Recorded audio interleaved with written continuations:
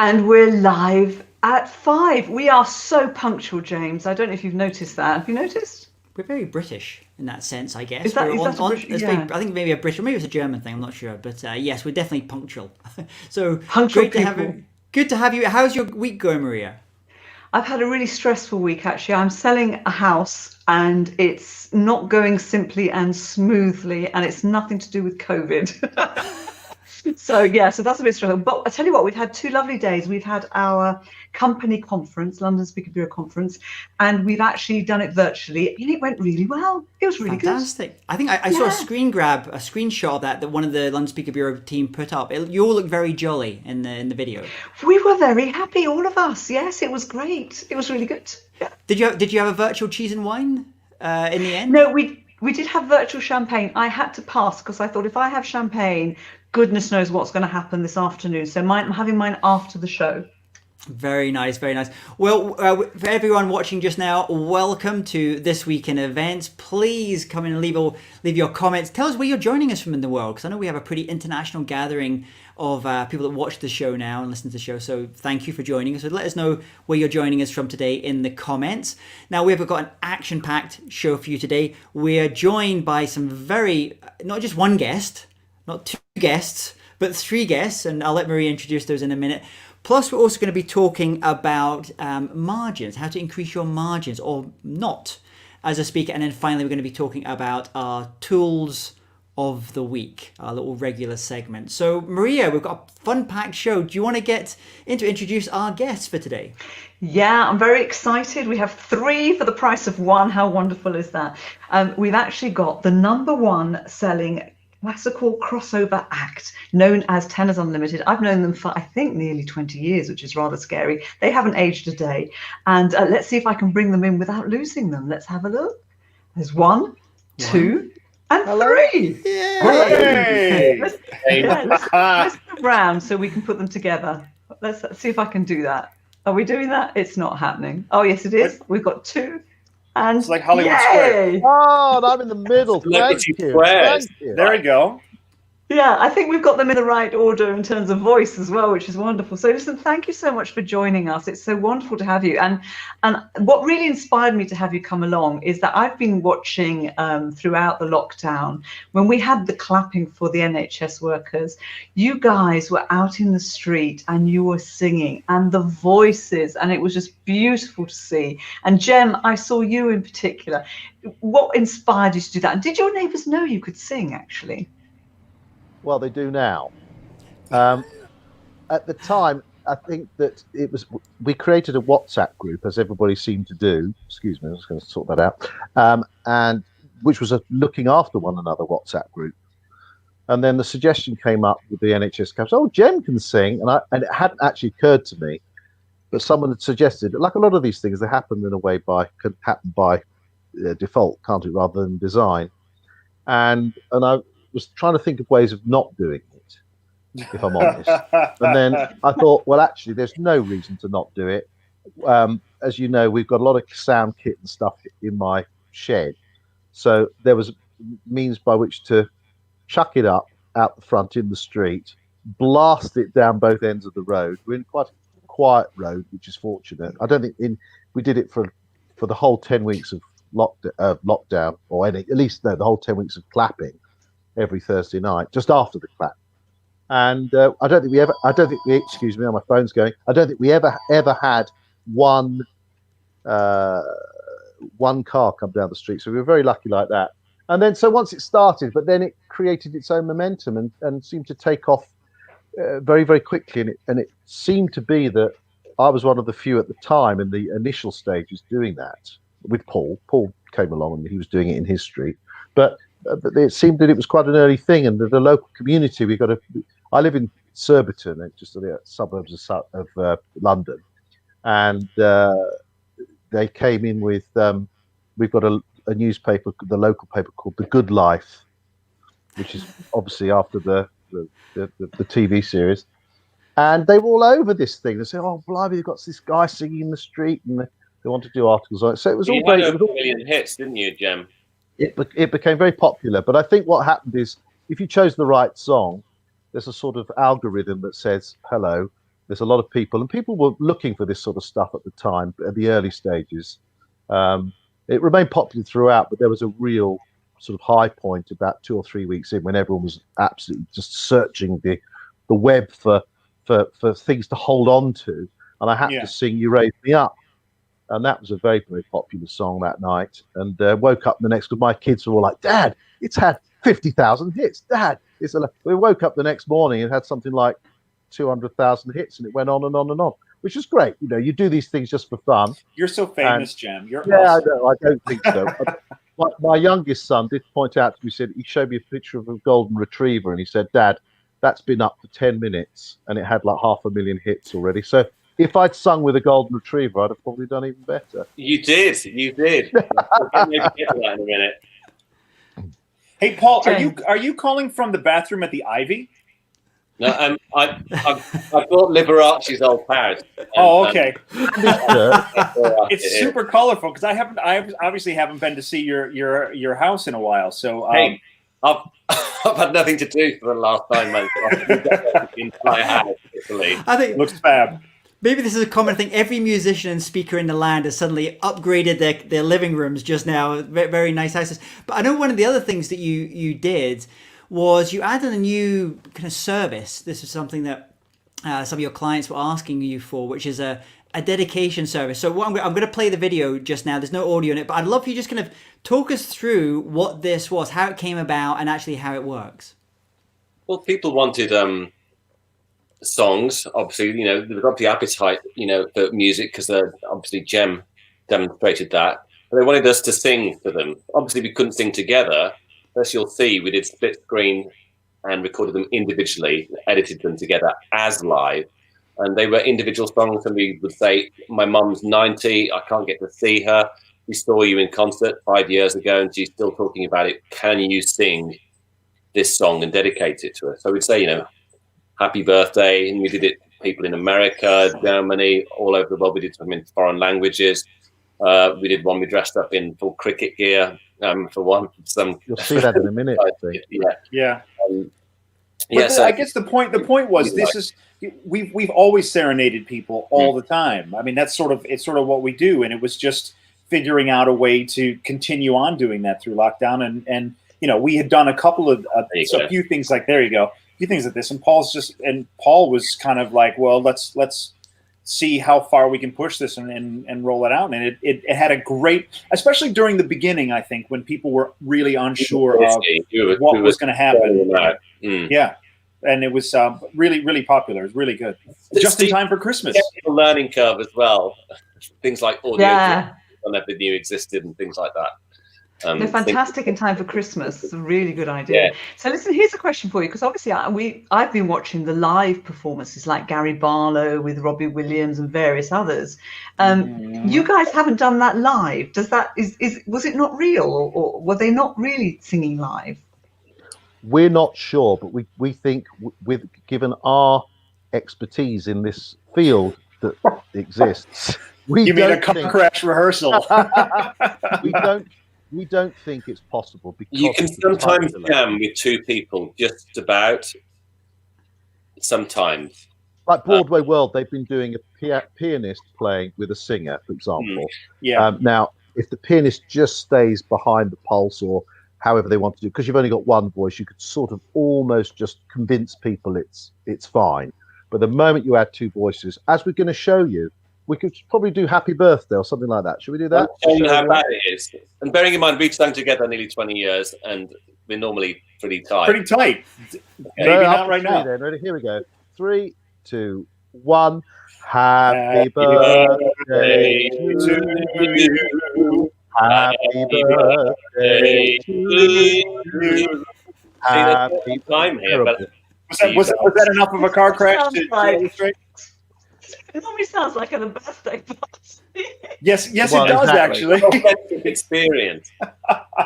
But that was, we figured that out very quickly, that at least for us, that the best way to do it, to retain any sort of quality control, was really to record these songs with an earpiece separately together, and then and stitch them together, and really it was as live. So I would say that yes, most things that you see out there are probably done in the same way, just because otherwise I don't know how you would keep it in time. I really don't. Well, for example, my wife's in a choir, and that as an amateur choir, but they've been doing lots of things. They did a concert for VE Day, and I think that's symptomatic of what everyone's doing.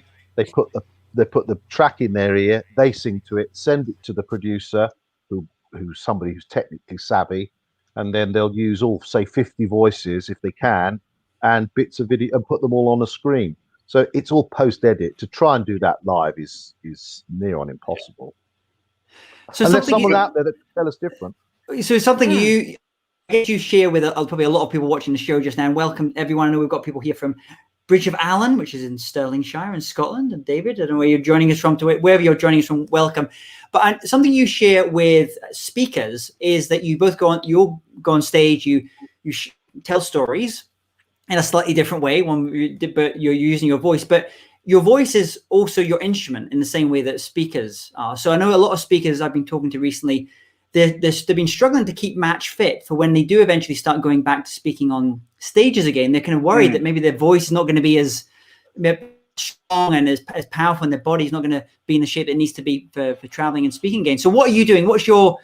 How are you keeping your voice in tip-top conditions? Well, Scott's just drinking through it. I mean, it's the same as the sport. You're not going to be match fit. There's a difference between being really, really fit and being match fit.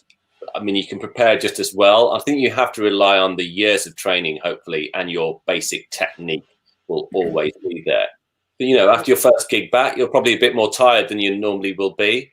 But just carrying on looking after yourself and getting plenty of sleep and just doing those things, but not panicking. The worst thing for the voice is anxiety. Everything just tightens up, and then you start giving yourself psychosomatic sore throats and things like that. Just say, trust yourself. I've done it before. I'll do it again and get back straight in. But interestingly, Eddie Jones, the England rugby coach, said that while they were in lockdown, all his players went off. They were given personal programs to do on their own, obviously, because they couldn't train together. They came back fitter than ever. So interestingly, the motivation to prove that you are fit when you come back is possible if you're inspired in the right way. I took myself back to school actually, because it's been an opportunity to learn lots of things, hasn't it? And so it's very easy to settle on your technique as you get older. You think you know what you're doing, but it's always good to try and relearn. And I just wanted to check things, because particularly listening to myself back on things like in the street, I was a bit casual possibly, and thinking I need to just take myself back to school, because we travel around, we're singing. I bet there's a lot of speakers out there thinking, I'm tired, I've been speaking. And so how can I go back to basics and reset myself? So that's what I've done, alongside trying to find other income levels. So like teaching and things like that. Teaching is a very good way by which to discover what you're doing right and wrong as well. But I certainly think that one thing I did, my new discoveries did find, was that anybody watching, one of the best things to warm up a voice is a raspberry. So I will show you quickly. Anybody wants to warm up. David Harkin, I hope he's watching. You'll often in London. See singers do all this sort of mama, but the motorbike like this is excellent. But some laryngologists did some tests, and the best exercise to warm any voice up is a hummed raspberry like this. Now, obviously, you don't want to do this in anyone's room. It's not COVID friendly. Or live on the internet. But honestly, try this and let's do something like Amazing Grace, for example.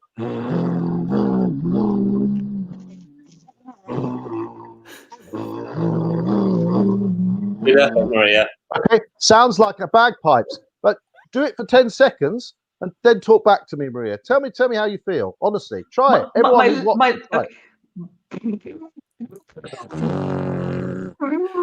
I can hear those articulators going. Can you do this one? That's the one. So do those, and speakers as well as singers, everyone's the same. You'll feel instantly alive, and it's amazing. It is amazing. That is my lips are buzzing now. Your lips are buzzing, and you'll feel more vibrant in your face. Okay, I should do that next time I talk to you, before I get on the phone. But it's something else that you guys do, which is great fun, which I'm hoping you can share some of that with us. I know that you write special songs for clients, for your corporate clients, and you adapt existing lyrics. Can you share any of those? Are you allowed to? Yeah, absolutely. Well, we've written them. I don't think I signed an NDA. Did you guys? Well, I haven't. I don't believe so. I think you have complete a rights. long while back. We were out with a pharmaceutical company, so it's pretty topical at the moment. And we did various things and changed the word to various things. But one of them, like the Gilbert and Sullivan patter songs, you can get quite a lot of words in because there are so many. So the modern Major General, we changed to, I am the very model of a modern pharmaceutical. I offer healthcare products on a scale that's quite incredible. My mission is to prevent and cure disease is diabolical. Our cardios with metabolicals are pure historical. I remember that from 15 years ago. I don't know how I did that, but and it went on like that for several verses, and we each took a verse, and it was just. I am the very model of a modern pharmaceutical. Yeah.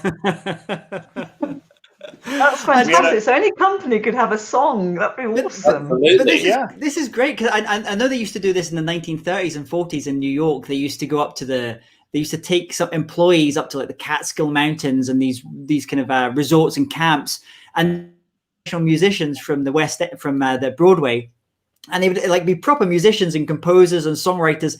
And they would write like mini operas or musicals based upon the new toothpaste that company had brought in. So you're doing something retro there as well.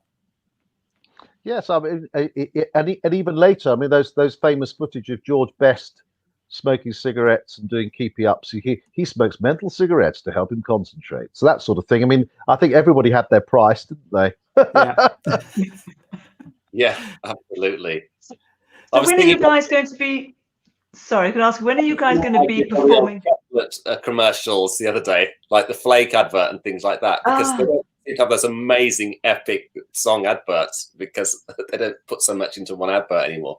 But they were like, oh my god, they're quite operatic. All those. What was the one? The one was it Turkish Delight with the guy with the sword and that I remember that one. Yeah. 1980s kind of style TV ads. They were big, weren't they? The bounty hunters are here. They're searching for paradise. All that sort of stuff. Only the crumbliest, flakiest chocolate was good. It's like kind of a rock. Well, it was rather sexual, I seem to remember as well. Mm. Gosh, we're showing our age, guys. We're showing our age. So apparently we've upset Alison's cat. No. Most people aren't aware of voice cooldowns when you sing together. Do you cool down together? Do we cool down? I think. I don't. Yeah, not together. We would do separately. I think right after the show, we all take a couple minutes in our dressing rooms to just sort of, just because you come off stage, and for anyone, for a speaker as well, there's that push of adrenaline. That you get done with what you're doing, and you need that bit of time to just relax everything and then refocus. So yeah. I can't often. We have at our theatre shows, which is 99% of our work, we'll go and do a meet and greet afterwards where we're selling merchandise, albums and things, programs, and I really struggle. That's the one area I struggle to go straight out from the stage. I have to just take 5 minutes to cool down. And like you say, have to drink. You feel like when you come off stage, I'm sure you'd say the same, James and Maria. You feel exhausted and you need to just regroup. And like you say, often we'll revocalize just to warm down. Yeah, absolutely, 100%.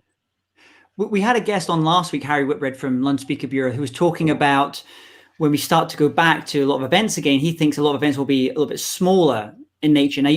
And he said it's interesting. There's been a rise of, he calls them micro events. These very boutique, discreet kind of events.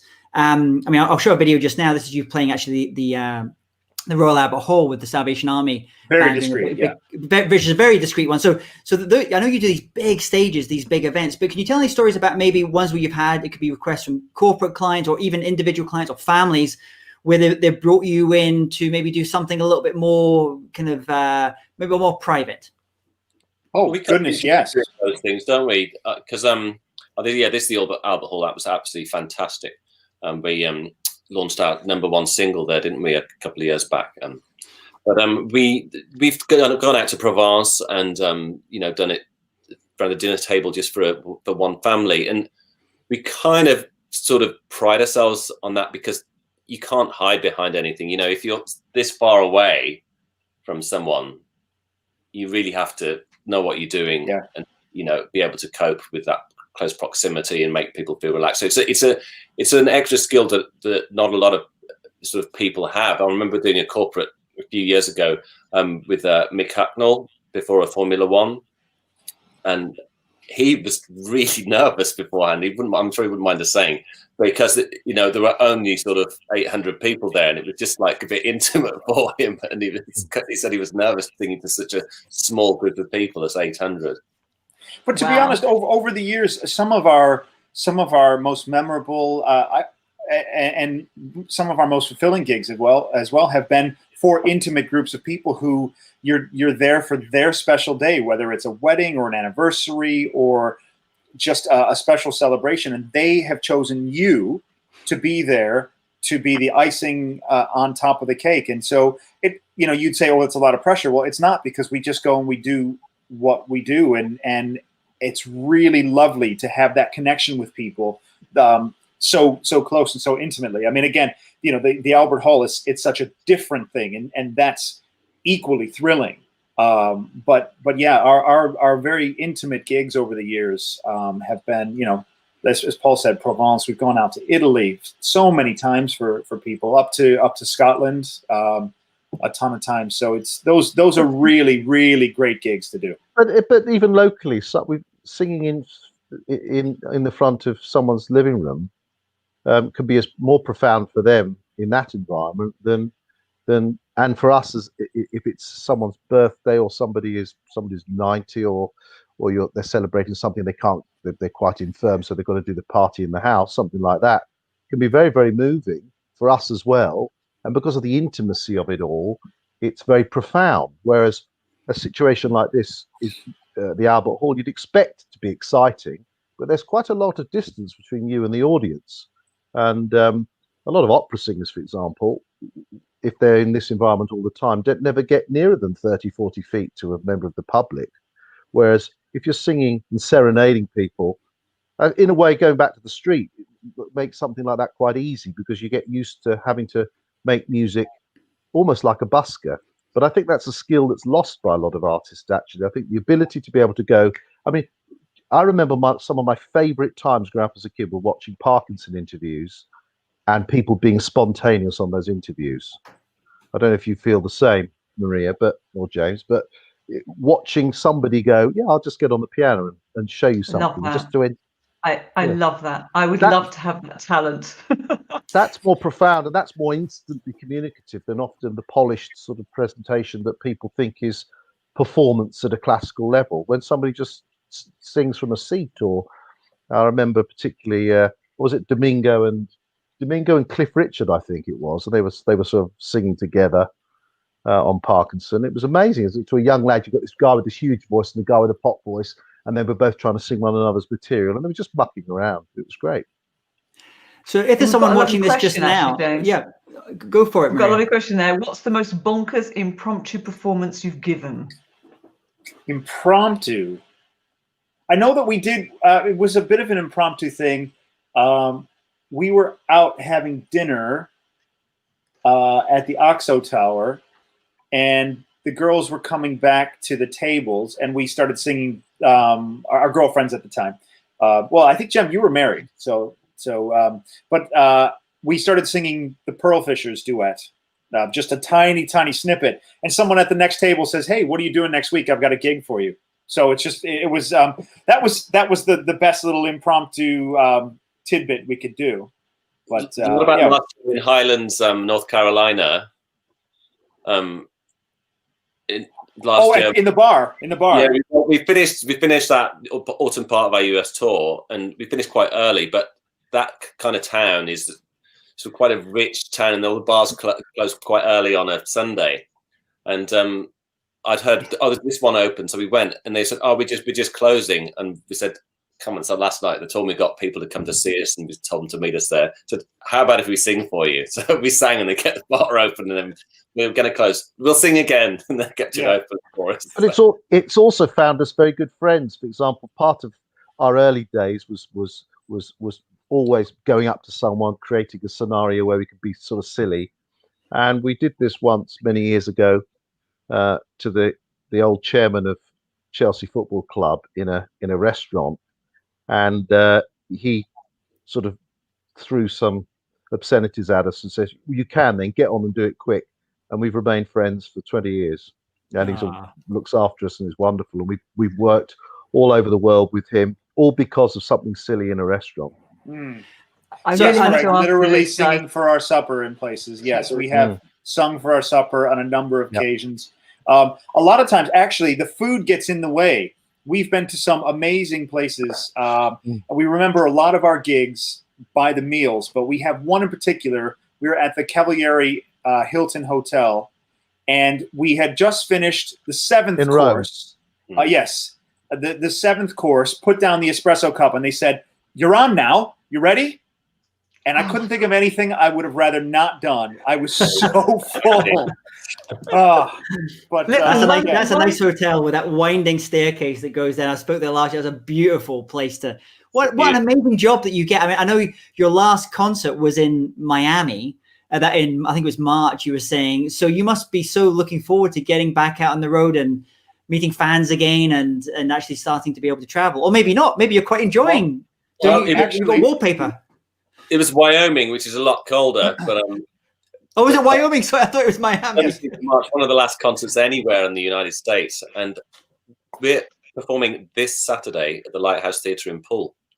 Social distance performance, but we're looking forward to it. It's going to be one back. A little different, but Are there more tickets available, or is it sold out? I think there are still a few.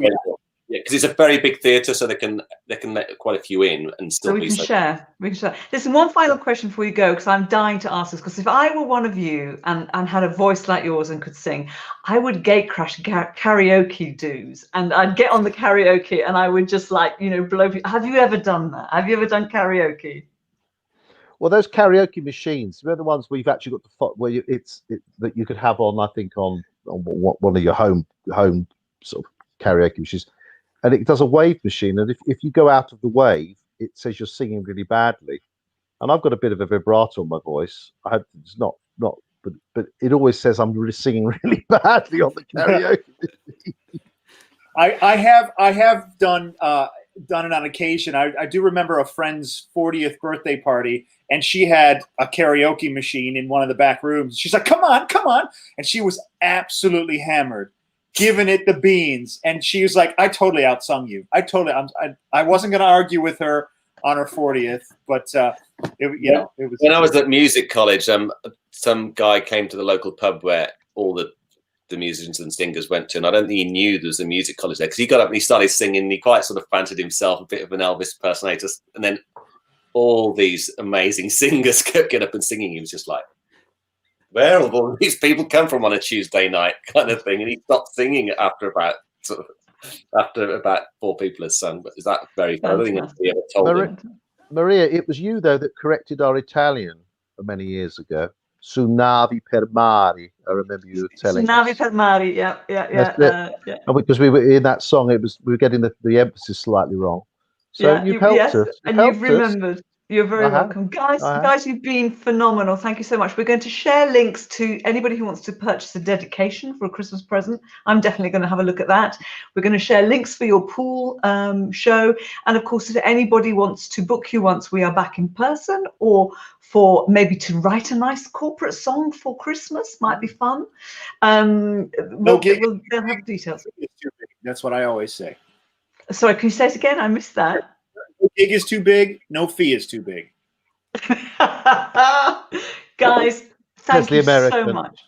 Thank you so much. Thank you guys. Thank you so much. Thank you. Wonderful. Well, I'm feeling quite. I don't know how you. I'm feeling quite Christmassy now, Maria. Well, after watching the videos at the Albert Hall and seeing all the kind of Christmassy vibes and everything as well. So I know you've worked with them before, so it was a lovely suggestion to have them on the show. If people go to This Week in Events, just go there. We're going to have links to their website, so you can go and check out all their information as well. So yes, should we get on to the next part of the show, Maria? Super. I think we probably need to mention our sponsor, if you wouldn't I think mind, that'd be a good Jane. idea. Yeah. Yeah. So I mean, we actually kind of we foreshadowed it. I guess you were talking about some of the things you were doing earlier this week. So our sponsor for this whole series, This Week in Events, is London Speaker Bureau. London Speaker Bureau is the only global speaker bureau. They have offices in 18 countries around the world. They represent some of the most amazing keynote speakers, subject matter experts in the world. Now, if you're watching this just now and you're looking for a phenomenal, perfect speaker to come and maybe give a virtual keynote, or maybe do an in-person event, maybe in Rome, maybe you have an upcoming event the second half of next year in Italy, then just go to londonspeakerbureau.com, search there, and they have a great selection of speakers. Including Tenors Unlimited, of course. Including Tenors Unlimited as well. Fantastic. So we were having a chat, I know, during the week, and we have a slightly difference of opinion about this next topic. And it's the idea about how I was doing a thing yesterday with my Speakers U members, and I was talking about the 21 trends and predictions for 2021. And one of the ones I was speaking about was really about speakers. Now, we've gone through all this stuff with virtual, and about how now we start to increase our margins, get those numbers, because often for virtual, as we were hearing last week, sometimes, but not always, maybe the fee's a little bit less than if it was in person.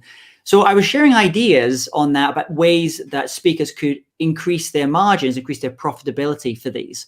And so we can maybe talk about some of these, but I know you have a little bit of a challenge sometimes with speakers trying to add additional services on. No, listen, I'm all for actually, giving the client the maximum benefit, maximum value, and not just a speech, but more than that, and working more so that you deliver results. My problem is that if, something has been booked via a bureau and the contract is done and the brief is agreed, to raise more work at the time of perhaps a briefing call when you're discussing the current agreed contract is when I would not do it. So it's not a case of not doing it, but I think you have to work in partnership with your bureau representative or event organizer, whoever you happen to be working with. You have to work in partnership and not start trying to move the goalposts, because you could potentially unravel the whole deal if you are trying to change it and say, actually, this is not what I should be doing. I should be doing that. And the client then says, well, but I've only got that amount of time and that amount of budget, and this is all I'm authorized to do. It can cause a problem. So I'm not disagreeing with you, James. I'm just saying you have to time it right, and you have to do it properly rather than at any point. Because it used to be at pre-COVID times, one of the common upsells, I guess, was books. Let's say the client was booking a keynote speaker for their conference, and then the bureau would maybe say, would you like to get copies of his or her latest book for all the attendees, all the delegates at your event? So something like that. Would you ever say that to a client, or when is the right time, if so, to say that to a client? And you know what, that is absolutely fine. My understanding when you're talking about upsell, I thought you were talking about changing it from maybe a speech into a longer term program, or training, masterclasses, consultancy, maybe some boardroom advisory, and that needs to be done at the time of the initial discussion or initial scoping, if you like. Adding on books, I think, is wonderful. I think it's a lovely thing to do for the audience, that they're left with something to reference afterwards and to refer to. So when we do it in the bureau, we tend to do it at the time of the actual booking, and many speakers will potentially give some kind of deal if you're buying a book at the time of booking them to speak, because again, it's also useful for them to be able to leave something behind that can help clients take action. Mm-hmm. It's harder to do it afterwards, and also normally if you're working through a bureau or organizer, at the time when you're normally getting together to speak to the client, it's the time when you want to be talking about content and talking about the event. They don't want to be sold to at that point, really. They've made their purchase, if you like. It was interesting. I was talking with a speaker this morning, and he was sharing that he just got confirmed to speak for a technology client, and I think his fee is, I'm going to say $20,000, but he was able to sell them or cross-sell them, I'm not quite sure when in the process, to $100,000 access to his online courses for all the attendees that would be going to this particular event. So ended a 20 grand deal, ended up being 120 grand deal. The other ones I hear quite, I think I've seen more commonly recently. One is if for communication speakers that specialize in communication skills, especially just now with all the virtual thing on, I'm seeing a number of my members, Speakers U members, if that's their topic, upsell with something along the lines of, listen, I'll come and give this keynote, this is the fee, and they agree that. And he said, hey, what about I give some training to all of your internal speakers, your executives are going to be speaking at this virtual conference on how to deliver the best personal virtual presentation for there. And then that was quite often something that's a really easy upsell for a communication speaker. So I've seen that one go on, which kind of makes sense. I guess it feels quite natural. The other one I've seen is we were talking about this last week with Harry Whitbread, talking about pre and post content and being very specific, like social media posts as well. And this is a new one. And this has only happened relatively recently. And this would normally happen with if you're working with, I guess, an event organizer, a really good meeting planner, meeting professional, because sometimes those people are not coming into virtual events now. I'm finding a lot of speakers are being asked by their clients, listen, you're doing these events all the time.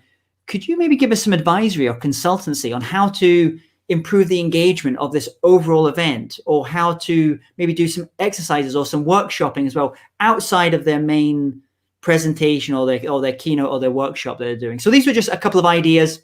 I absolutely agree with you. It's like knowing when in the process, when it's applicable and when it feels right, and essentially when you're serving your customer best. Absolutely. And it's all about making sure that you are, delivering the outcome for the customer. So if it means that that's going to be a better outcome by delivering it in a different way, really important. But if you're working through a bureau, you definitely need to be speaking to your bureau partner and working with them. And the bureaus, are very keen to deliver the best results they can for customers because they want to retain their customers. A lot of competition out there.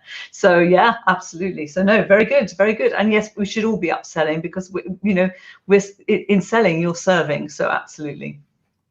So we're coming to probably our final part of the show today. We've had I'm quite feeling Christmassy. I might go and get the mulled wine out. The Christmas trees arrived, so I'm going to go and decorate that this evening, I think. But before we finish up, let's talk about our tools of the week. First of all, describe, if anyone's not watched this show before, what is our tool of the week, Maria? Okay, well, our tool of the week officially is an app or a gadget or a tool that we're finding useful. I always add on the end, or a person who's a total tool, but we've never actually named anyone, have we? Because we don't want to get sued. And so we do that off air. So yes, have you got an app or a gadget or a tool that you are using? It's just out of shot. Let me pull it in just now. It's this. This is... I'd probably not get it in focus. It's a Rode Go microphone, and this is the transmitter with the lapel mic that you just kind of place on here, and then there's a receiver that goes into the back of your computer, and it just means that you don't have to have anything connected.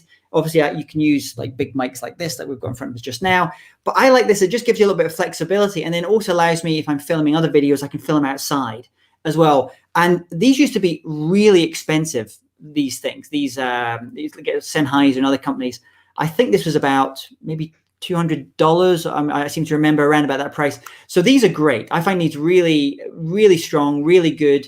You can go for meters and meters and meters and have this. So this is good if even when we start speaking in real rooms again, you could be wearing this and your camera could be at the back of the room with the other side plugged into the camera, and it's going to get perfect sound. So that's my little tool of the week. This is called a Rode Go. Is that battery operated? No, it's not battery. It's charged. You charge it. I think it lasts about 8 hours. So it's fine if you're giving a speech. So it's really. I want one now. Yeah. What about you, Maria? What's your tool of the week? My tool of the week is I suppose you could call it a gadget, really. It's something my father gave me because I don't know. Well, you don't wear glasses as often as me. I wear glasses much more often these days. I don't actually sort of, to see normally, but when I'm on the computer or I'm working closely with someone, and I've had some, people coming in and working with me, and I steam up. It's really terrible. My glasses steam up. So my dad got which is rather scary. But I'll tell you what, it works. My glasses don't steam up, and I'm safe, and I'm keeping other people safe. Some people have said that it's a bit scary, but anybody like it? Anybody got? I think I've seen stuff like that when I've been walking around Soho near Frith Street in some of the shop windows. I think yes. Really? Is that Yes. right? Or it actually reminds me I think it was the medieval times, they used to put these things on, was it witches or women? They used to put them on to stop them speaking. So a bit scary. I'm not sure how I'd feel if you were sitting next to me on a bus or a train or something wearing one of those. That'd be a No, little well, bit weird. I am quite scary to sit next to anyway. So anyway, I think it's the end. I think, shall I play our music out? Shall I play us out? Absolutely. Thanks everyone for joining us, and we'll see you again, same place, same time next week. Super.